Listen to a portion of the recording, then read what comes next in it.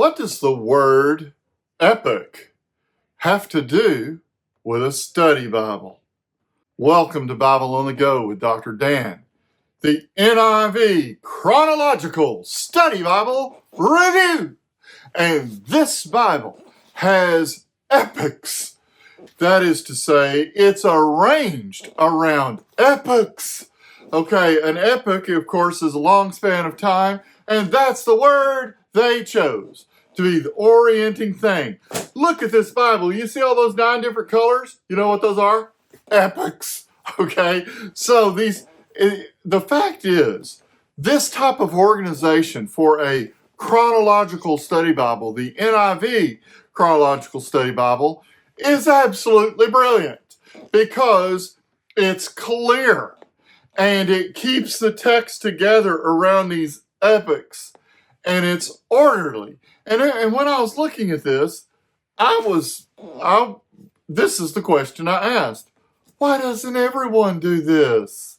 And the cool thing is, on the epoch, like I'm looking at this one here at Exodus 25 and 26, I'm looking at both pages, and right by the epoch, it gives a date range.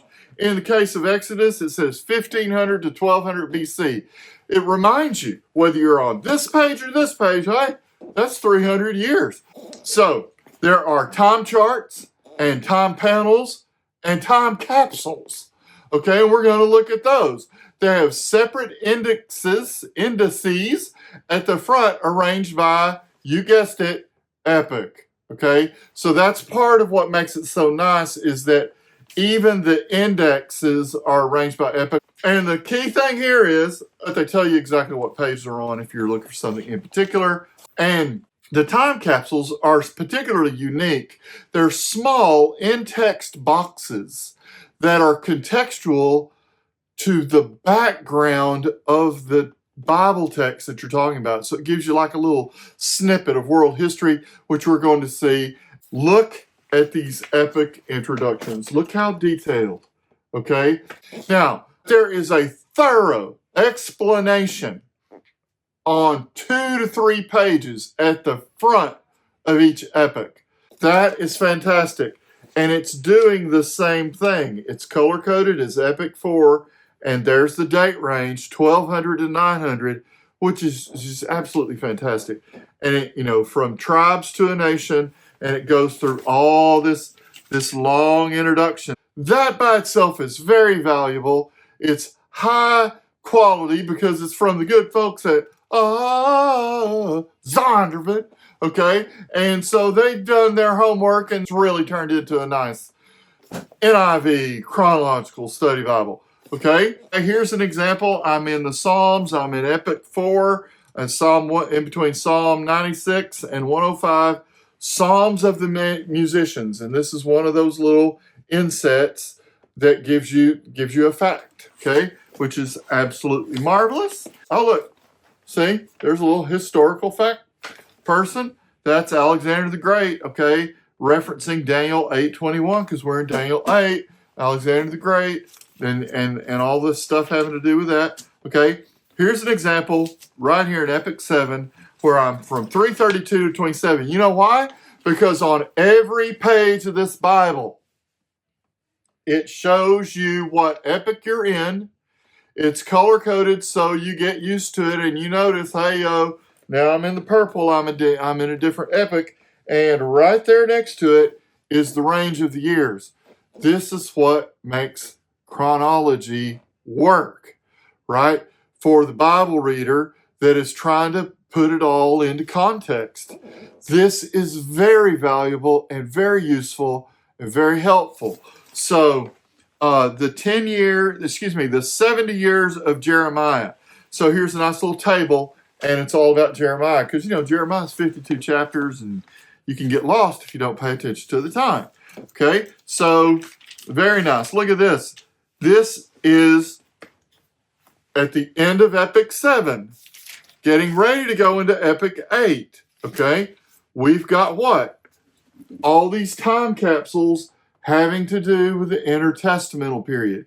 If you've watched my Bible reviews before, I'm kind of persnickety about study Bibles that don't tell you anything about the intertestamental period. Well, this one does.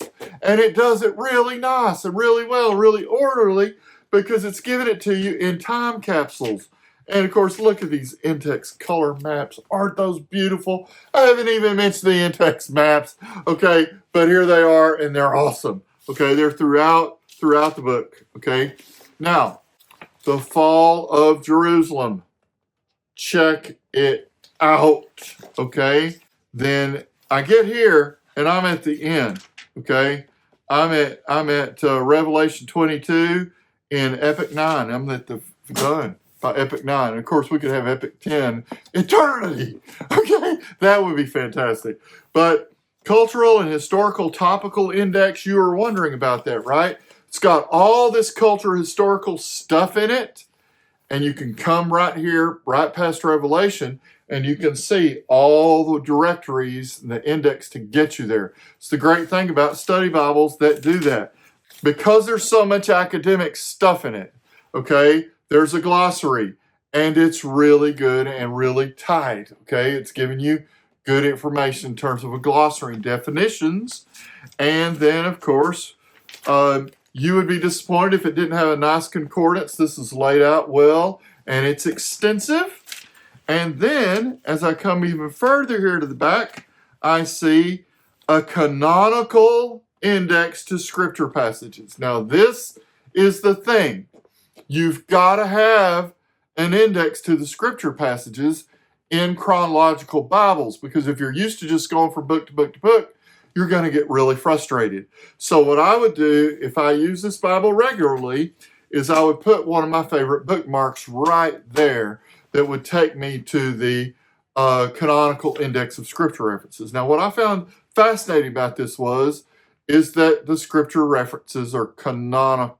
The index is canonical. That is Genesis, Exodus, Leviticus, Numbers, and Deuteronomy, as opposed to alphabetical, which the Ultimate Study Bible does, and a lot of other new study Bibles are doing. I think it'd be nice to have both. But, hey, there's only so much paper.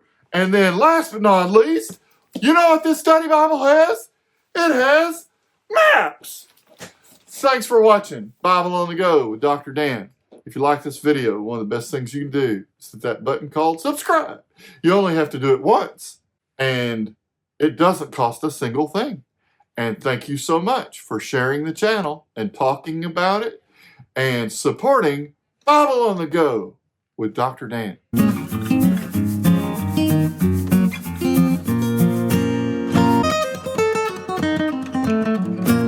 Maps!